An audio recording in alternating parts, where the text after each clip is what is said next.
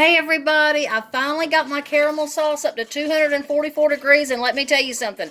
It was not easy, but look at that gorgeous caramel. Now, this is where we gotta hurry. I'm going to dip my first one. I'm gonna cover it up with the caramel. And you've got to be careful or you'll burn yourself. Just cover it up completely. Take your spoon, and you must hurry because the caramel will get to the point that you can't work with it, and you just have to, all you have to do is reheat it. Then you take 2 little spoons like I have here, and you just cover it up. Cover it up with the pecans, and then you're going to save this, and you're going to put it right there. Now, you got to hurry. You got to hurry. Otherwise, your caramel will set up, and it will be very difficult to work with. So, you don't have time to waste. Now, I'm just going to do a few of these for you, and then I'm going to get on the ball because my kids are really wanting them, and so is my husband. And see, this is how you do it. And this is why I'm so glad I have a wonderful husband that doesn't mind being my little camera guy, because there's no way that you can do this one-handed. This is... Now, it looks kind of funky at first, but then it just kind of settles down and it pans out, and it's not really that big when it's all said and done.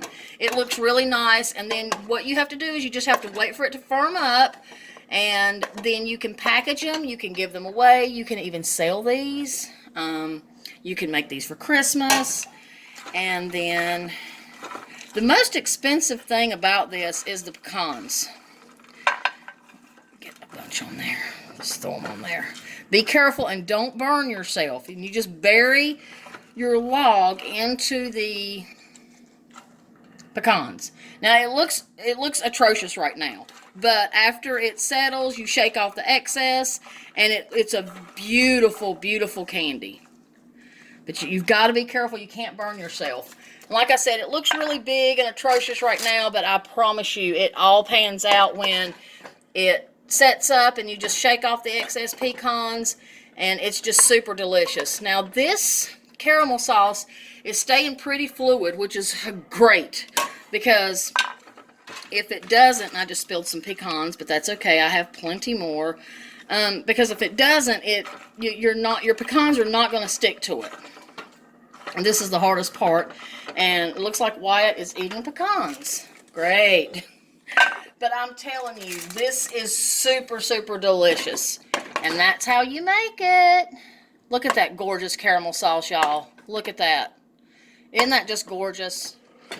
And then you just hurry up, get that flipped in there. And this is also the messy part, too. This is the messy part of making this candy.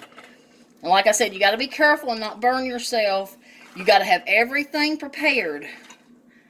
And honestly, it would be better if my pecans were chopped up a little bit finer than this. The finer your pecans are chopped up, the better this candy is going to be anyway. And then you just save this parchment paper that we had them on earlier, because that is what we're going to use to let them set up.